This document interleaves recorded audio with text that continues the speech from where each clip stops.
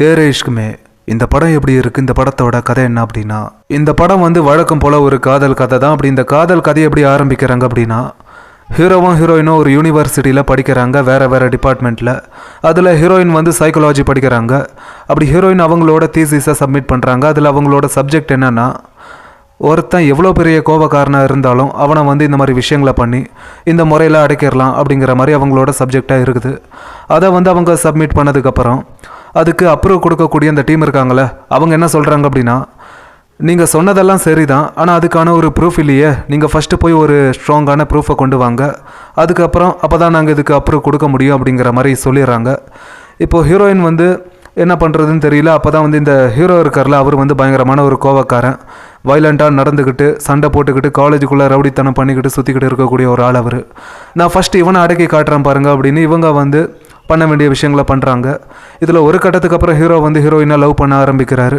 அப்போ ஹீரோயின் வந்து, நான் உன்னை ஒரு ப்ராஜெக்டாக தான் பார்க்குறேன், நீ என்ன லவ் பண்ணுறதா இருந்தால் பண்ணிக்க, எனக்கு அதில் எந்த பிரச்சனையும் கிடையாது அப்படின்னு இவங்க 2 பேரும் பழக ஆரம்பிக்கிறாங்க. அதில் நடக்க போகிற விஷயங்களாக என்ன, அதில் வரக்கூடிய பிரச்சனைகளாக என்ன அப்படிங்கிற இதெல்லாம் தான் இந்த படத்தோட கதை. எனக்கு இந்த படம் பிடிச்சிருக்கு.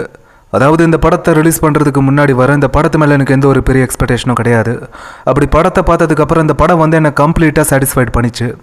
அதாவது இப்போ ரீசெண்டாக தனுஷோட படங்கள்லாம் எப்படி இருக்குன்னா, ஒரு யங்ஸ்டர் மாதிரியும் இல்லை ஒரு காலேஜ் ஸ்டூடெண்ட் மாதிரிலாம் இப்போ அவர் நடிக்கிறது கிடையாது. இந்த பழைய படங்களில் மட்டும் அந்த மாதிரி நடிச்சிருக்காரு. இந்த திமிரா நடந்துக்கிறது, சொல்கிற பேச்சை கேட்க மாட்டார். அதில் தான் அவருக்கு அந்த ஃபேன் பேஸே வந்து கிரியேட் ஆச்சு. அந்த மாதிரி ஒரு கேரக்டராக தான் இந்த படத்தில் இந்த ஃபர்ஸ்ட் ஹாஃபில் வந்து பண்ணியிருக்காரு. அது பார்க்க நல்லா இருந்துச்சு. ஏதோ பழைய தனுஷை பார்க்குற மாதிரி ஒரு ஃபீல் கிடச்சிது. ஆனந்தோட படங்கள்லாம் எப்படின்னா, கதை வந்து ஒரு குட்டி ஸ்டோரி தான், ஆனால் அந்த படத்தில் ஸ்க்ரீன் பிளேலையாக இருக்கட்டும், சீன்ஸ்லையாக இருக்கட்டும், ஆக்டிங்கில், பர்ஃபார்மன்ஸில் அப்படின்னு இதில் மட்டுமே பயங்கரமாக ஃபோக்கஸ் பண்ணி அதை வந்து ரொம்ப சூப்பராக ப்ரெசென்ட் பண்ணிடுவார். அதுதான் அவரோட படங்களுக்கு மிகப்பெரிய ப்ளஸ்ஸாக இருக்குது. ஏஆர் ரஹ்மானை பற்றி நம்ம எல்லாருக்கும் தெரிஞ்ச விஷயந்தான். வழக்கம் போல் அவர் வந்து ரொம்ப சூப்பராக மியூசிக் கொடுத்துருக்காரு. அது மட்டும் இல்லாமல் சாங்ஸ் அண்ட் பேக்ரவுண்ட் ஸ்கோர் இதெல்லாமே இந்த படத்துக்கு ஒரு பெரிய பலமாக இருக்குது.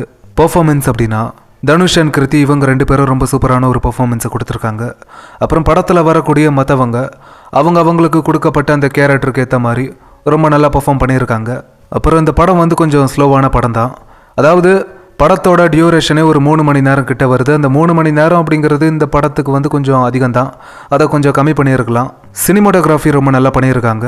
அப்புறம் இந்த படத்தை பார்க்கும்போது, இந்த படத்தில் வரக்கூடிய சீனெல்லாம் பார்க்கும்போது எப்படி இருக்கும்னா, நம்ம அந்த படத்தில் பார்த்துருக்கோமே, இந்த படத்தில் பார்த்துருக்கோமே அப்படிங்கிற மாதிரி இந்த படத்தை பார்த்துக்கிட்டு இருக்கும்போதே நம்மளுக்கு தோணும். அதாவது நிறைய தமிழ் படத்தில் இருக்கக்கூடிய ஒரு சில சீன்ஸ் எல்லாம் உருவி இந்த படத்துலேயே வச்சுருக்காங்க. அது நம்ம இந்த படத்தை பார்க்கும்போது நம்மளுக்கு அப்படியே தெரியும், இதெல்லாம் அங்கே பார்த்துருக்கோமே, இதில் பார்த்துருக்கோமே அப்படின்னு. மொத்தத்தில் இந்த படம் வந்து ராஞ்சனா மாதிரி இல்லை, அட்ரங்கிற மாதிரி இல்லை அப்படின்னாலும் ஒரு 1 டைம் பார்க்கலாம்.